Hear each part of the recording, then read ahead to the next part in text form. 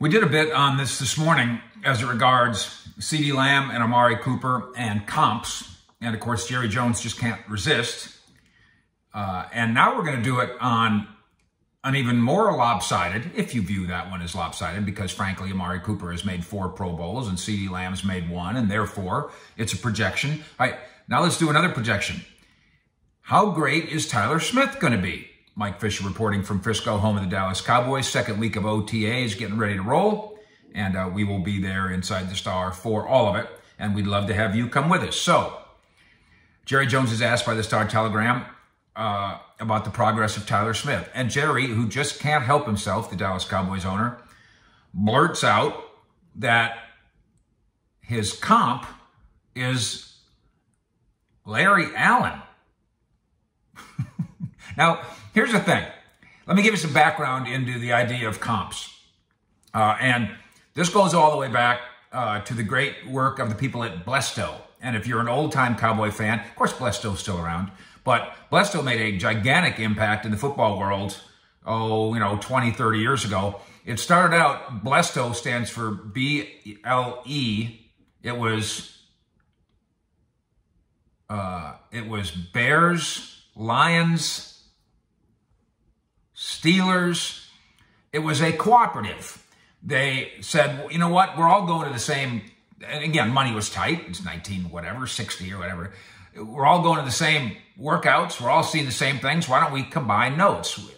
Let's save money, combine notes.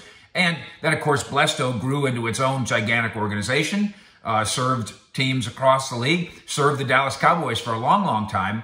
Under the advent of Will McClay being in charge, BLESTO, his services are no longer paid for by the Cowboys. Just a little tidbit sidebar that nobody else knows about. You're welcome. And so BLESTO designed a system, and we've all got our different grading systems, and all the teams have their different grading systems, scouts. Theirs was based on color. This guy's a blue. This guy's a purple. This guy's a red. This guy's an orange. This guy's a yellow. And as I recall, if you were a blue, you were going to the Pro Bowl. You're going to be all pro. You're probably going to Hall of Fame. You're blue. You're a star starter. If you're a purple, you're this. If you're a red, you're that. Okay. This became a very easy way for Cowboy scouts to communicate with Jerry Jones. Rather than ask Jerry Jones, okay, here's 30 pages worth of scouting on this 6th-round prospect. Okay, which, go ahead and read it, Jerry, if you want to. Or we will just tell you he's an orange. And then that creates an immediate picture in Jerry's mind and in everybody else's mind. Oh, okay, he's an orange. Oh, he's a blue. Aha. And, of course, the Cowboys have collected and wanted to collect a lot of blues under the previous administration and this administration, too. And, by the way, they've done that. Haven't won enough Super Bowls, but they have collected a lot of blues. And so this is a shorthand way of communicating to football people in the way to speak the same language. So Jerry likes comps. It's a shorthand. It's one of the reasons, along with salesmanship and his particular positivity and enthusiasm, that he leans this way. There are other people that if you said, who does Tyler Smith compare to, there are other people in football that would say, I would never do that. I would never make a comparison. In fact, Mike McCarthy tries to not. Every once in a while he does. It was hard to resist the Micah Parsons comps early on. He couldn't quite help himself there. But otherwise, a lot of football people, a lot of basketball people, Rick Carlisle won't do that. He'll say, no, he's his own man. He's his own guy. And there's some wisdom in that.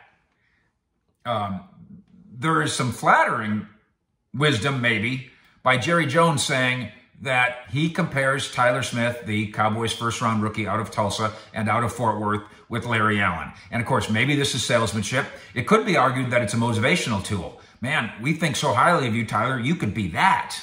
There's the carrot on a stick. And, by the way, here's jersey number 73 to prove it. And as you know, around here, 94 and 88 especially. The 88 club is its own unique thing.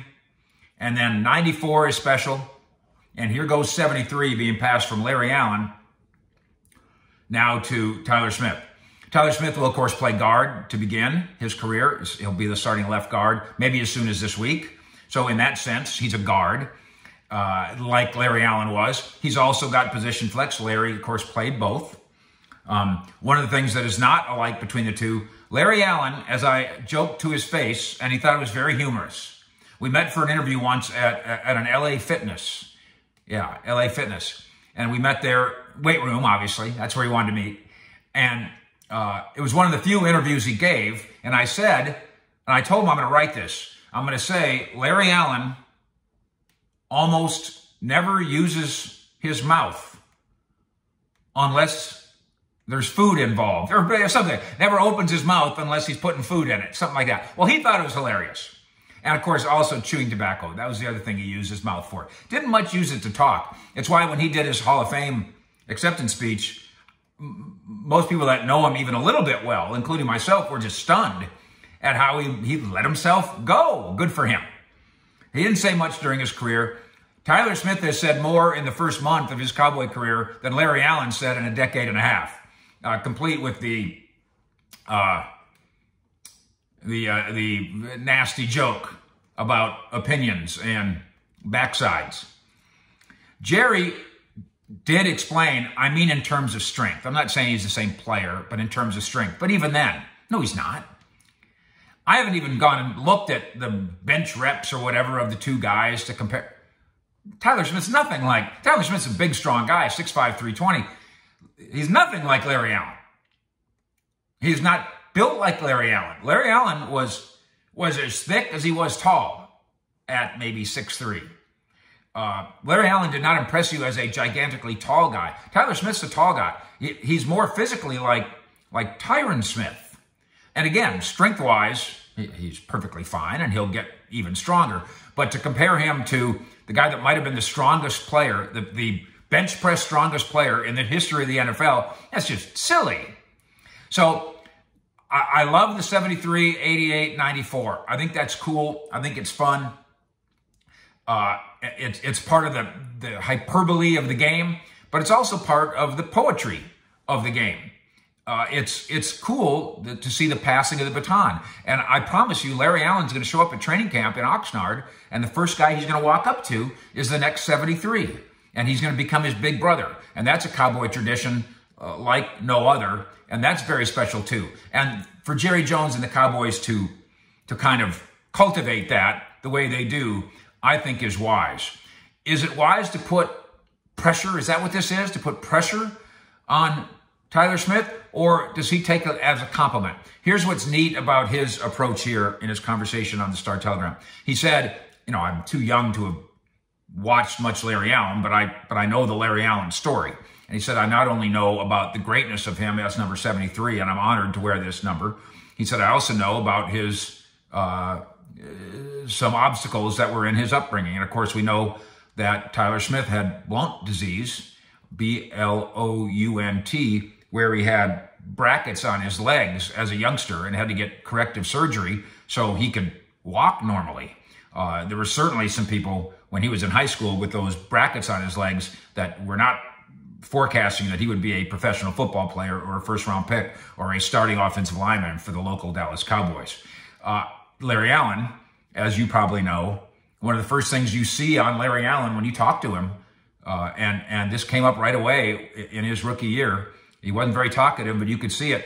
The remnants of the stab wounds, 10 to 12 stab wounds on his shoulders and upper torso, the result of him being attacked back in the neighborhood when he's about 10 years old. And on top of that, when he was a baby, he had meningitis and almost died from that. So Tyler Smith has some awareness that there are those similarities to have to fight through things as a kid to get to the point where you get to be a high draft pick by the Dallas Cowboys, where you fight for a spot with the Dallas Cowboys, then take over and own a spot, and then wear number 73 on top of it all. So the comp is fun, and it's interesting, and it's good shorthand for saying, this guy's a big, strong, good football player, and he's a starter in the NFL. That guy's a big, good, strong football player and a starter in the NFL.